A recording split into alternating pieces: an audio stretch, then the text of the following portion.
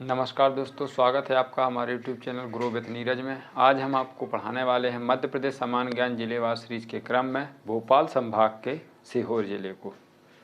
बात होगी आज के वीडियो में सीहोर।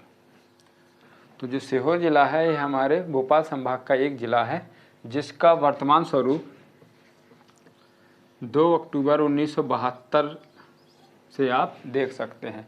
2 अक्टूबर 1972 से वर्तमान स्वरूप क्यों कहा गया है? क्योंकि सीहोर ज़िले से वर्तमान में मध्य प्रदेश की जो राजधानी है भोपाल ज़िले को क्या है, अलग किया गया था। कब किया गया था? 2 अक्टूबर 1972 को। लेकिन बात करें यदि हम इसके गठन की, तो इसका जो गठन है वो 1 नवंबर 1956 को मध्य प्रदेश गठन के साथ ही इसका गठन कर दिया गया था। इसकी यदि बात करें क्षेत्रफल की, तो 6578 वर्ग किलोमीटर इसका क्या है, टोटल भौगोलिक क्षेत्रफल है हमारे सीहोर ज़िले को। सीहोर ज़िले को पूर्व में या प्राचीन में किस नाम से जाना जाता था? तो इसको नाम से जाना जाता था सिद्धपुर के नाम से सीहोर को जाना जाता था। अब बात करेंगे सीहोर ज़िला स्थित कहाँ है, तो ये मध्य प्रदेश के मध्य में कहाँ है, तो मध्य में ही ये क्या है, स्थित है, जो कि किसी भी अन्य स्टेट से इसकी सीमा नहीं लगती है। और यदि बात की है मध्य प्रदेश को और किन किन ज़िलों से ये घेरा है, तो घेरे में होने पे बात आएगी, तो ये जो है आपका भोपाल, रायसेन, होशंगाबाद, देवास, शाजापुर, राजगढ़, हरदा, इन 7 जिलों से क्या है, सीहोर अपना घिरा हुआ है। अब हम बात करते हैं भौगोलिक स्थिति की। तो सीहोर जो है भौगोलिक स्थिति से आप जब देखेंगे तो इसका जो उत्तरी भाग है तो ये आपका आएगा मालवा के पठार में। कुछ इसका जो क्षेत्र है आपका, जो इसका पूर्वी क्षेत्र है, कौन सा आएगा, यहाँ पे आता है इसका विंध्यन श्रेणी देखने को आपको मिलेगी। और इसकी एक खास बात है, खास बात यह है कि जो धार और वो सीहोर और हरदा के बीच की जो सीमा है वो कौन सी नदी बनाती है, वो बनाती है आपकी नर्मदा नदी। तो नर्मदा नदी के कारण यहाँ पे आपको देखने को मिलेगी नर्मदा घाटी। ठीक है, तो ये है इसका क्या भौगोलिक विस्तार, कहाँ कहाँ पे सीहोर हमारा देखने को मिलेगा। ठीक, अब हम बात करते हैं इसकी साक्षरता दर की। तो साक्षरता दर 59.1% यहाँ की क्या है, साक्षरता दर है। और जो यहाँ का लिंगानुपात है वो है 918, यहाँ का लिंगानुपात है। ठीक है, अब यहाँ की बात करें मिट्टी की, तो जो यहाँ की मिट्टी है, मिट्टी कौन सी है, गहरी काली यहाँ पे आपको मिट्टी देखने को मिलेगी। गहरी काली मिट्टी होने के कारण अब बात हम करते हैं यहाँ पे उगने वाली फसल की। तो फसल में यहाँ पे जो है बासमती धान की यहाँ पे मुख्य फसल उगाई जाती है। इसके बाद जो आता है यहाँ पे सोयाबीन व सरबती गेहूँ। ठीक है, सरबती गेहूँ जो है गेहूँ की एक उच्च वैरायटी है जो यहाँ पे जिसका उत्पादन हमारे सीहोर ज़िले में होता है। अब हम बात करते हैं फसल के संबंध में और चीज़ें। तो फसल के संबंध में यहाँ पे एक जो है मुख्य चीज़ क्या है, तो एशिया का सबसे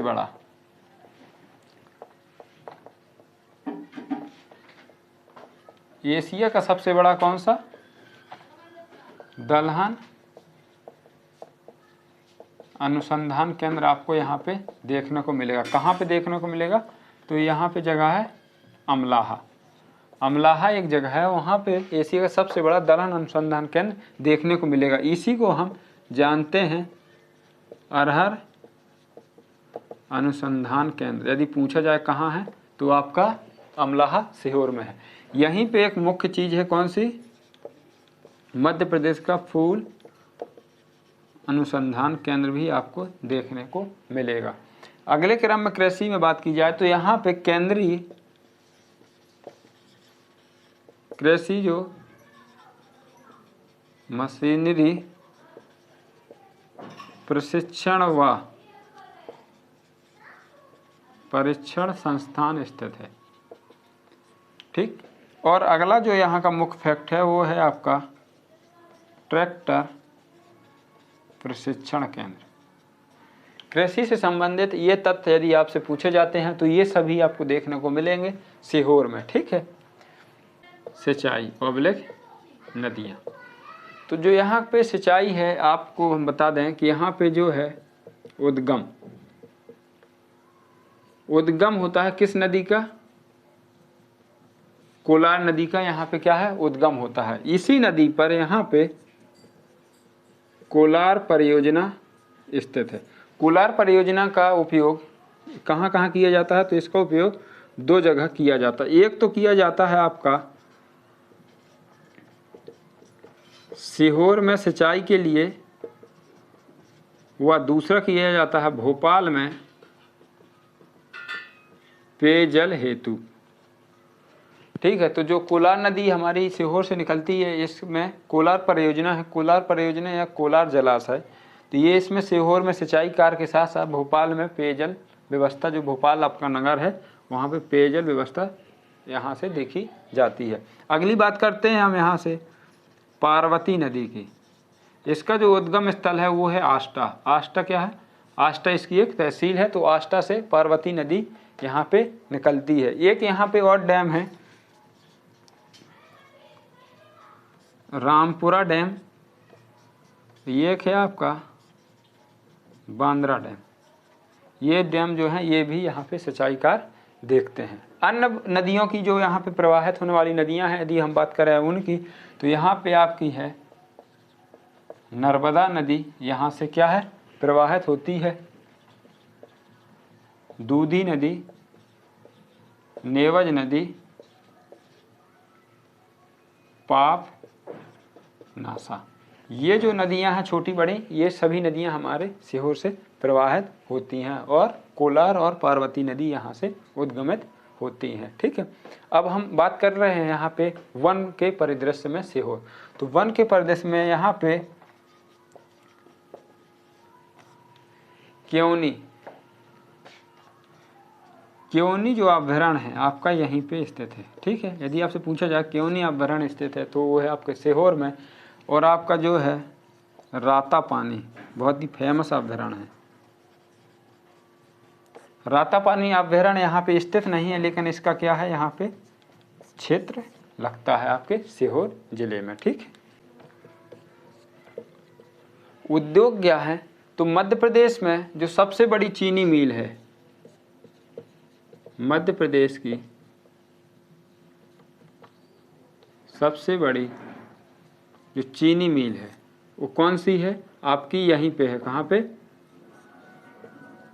सीहोर में, जिसकी स्थापना 1937 में की गई थी। यदि बात की जाए सबसे पुरानी चीनी मिल की, वो आपकी है रतलाम में। और जो सबसे बड़ी चीनी मिल है वो आपकी है कहाँ पे?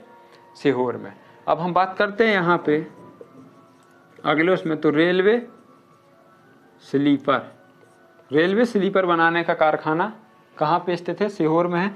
लेकिन रेलवे स्लीपर कोच का नहीं, रेलवे स्लीपर क्या होता है?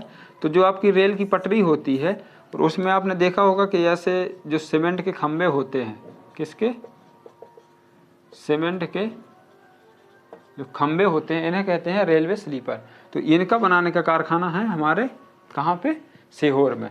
अगला जो यहाँ पे है तो डीजल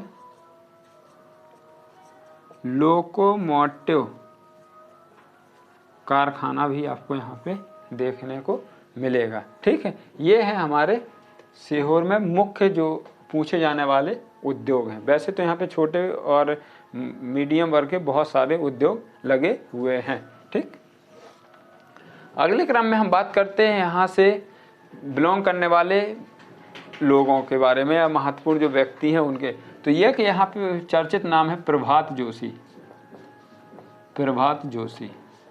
तो ये क्या थे? ये एक पत्रकार है मध्य प्रदेश के, बहुत ही फेमस पत्रकार हैं। इनके सम्मान में क्या होता है? 2013 में जब कौन सा मलखम्ब को मध्य प्रदेश का राजकीय खेल घोषित किया जाता है, तो उन्हीं के सम्मान में जो मलखम्ब का सर्वोच्च सम्मान होता है वो कौन सा सम्मान है, तो वो है आपका प्रभात जोशी सम्मान, जो कि 2013 से ही दिया जाता है, जिनका संबंध है सीहोर से। किनका? प्रभात जोशी जी का। अगले क्रम में हम बात करते हैं मध्य प्रदेश के तत्कालीन जो मुख्यमंत्री हैं अभी, कौन से? श्री शिवराज सिंह चौहान जी। इनका जन्म 1959 में आपके कहाँ पे हुआ था? यहाँ की एक विधानसभा है बुधनी में इनका जन्म हुआ था, और बुधनी इनकी विधानसभा भी है, जो कि अभी चौथी बार हमारे मध्य प्रदेश के मुख्यमंत्री बने हुए हैं। ठीक, चलिए अब बात हम करते हैं यहाँ से अन्य व्यक्ति की। तो ये कि यहाँ पे उच्च शिक्षा का विद्यालय है, कि उसकी स्थापना किसने की थी? तो वो की थी आपके लैंसेट लिंकिंसन ने इसकी स्थापना की हुई थी। तो इस विद्यालय की खासी बात ये है, खासियत कि मध्य प्रदेश उच्च न्यायालय के जो मुख्य सर्वोच्च न्यायाधीश थे, कौन से? प्रथम कौन? मोहम्मद हिदायतुल्ला। तो ये यहाँ के क्या थे? विद्यार्थी थे।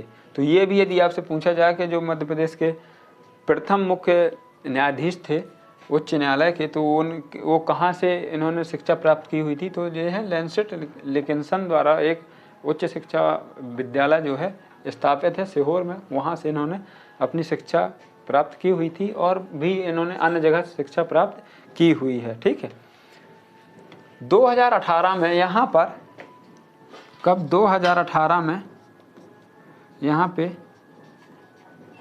मानसिक पुनर्वास केंद्र स्थापित किया गया है। मानसिक पुनर्वास केंद्र यहाँ पे 2018 में स्थापित किया गया है। पहला जो स्थल है वो है आपका सारूमारू स्तंभ। तो जो सारूमारू स्तंभ है वो आपका सीहोर जिले में स्थित है। इसका संबंध जो है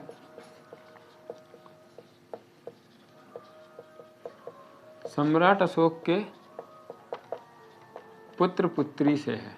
ठीक है, वो यहाँ पे प्रतीत होता है कि इनके जो सम्राट अशोक के पुत्र पुत्री थे वो यहाँ पे आए हुए थे। ये प्रमाण है सारूमारू स्तंभ। अगले उसमें बात करते हैं हम कुंवर चैन सिंह की समाधि। कुंवर चैन सिंह की समाधि सीहोर जिले में स्थित है। कुंवर जो चैन सिंह थे, तो ये मध्य प्रदेश के उसमें बहुत ही महत्वपूर्ण व्यक्ति हैं, जिनको आप जान सकते हैं मध्य प्रदेश का पहला शहीद ऑबलिक मध्य प्रदेश का मंगल पांडे। ये चीज़ आपको जरूर याद रखना है। किनके बारे में? कुंवर चैन सिंह जी के बारे में। अरे इनके यदि समाधि की बात आती है तो वो आपको याद रखना है। कहाँ स्थित है? वो आपके सीहोर में स्थित है। ठीक है, अब बात करते हैं यहाँ पे अगले क्रम की, सलकनपुर माता मंदिर। सलकनपुर माता मंदिर यहाँ का बहुत प्रसिद्ध माता मंदिर है, जहाँ पे विंध्यवासिनी देवी का मंदिर है। यहाँ पे प्रत्येक वर्ष मेला का आयोजन किया जाता है। कौन सा? यहाँ पे सलकनपुर माता मंदिर का मेला भी लगता है। यदि बात करें मेला की, तो यहाँ पे 2 और मेले लगते हैं। वो मेले हैं आपके 12 खंबा मेला, और जो आपका बांद्रा डैम है, बांद्रा डैम, यहाँ पे भी एक मेला लगता है। अगले क्रम में हम बात करेंगे यहाँ पे एक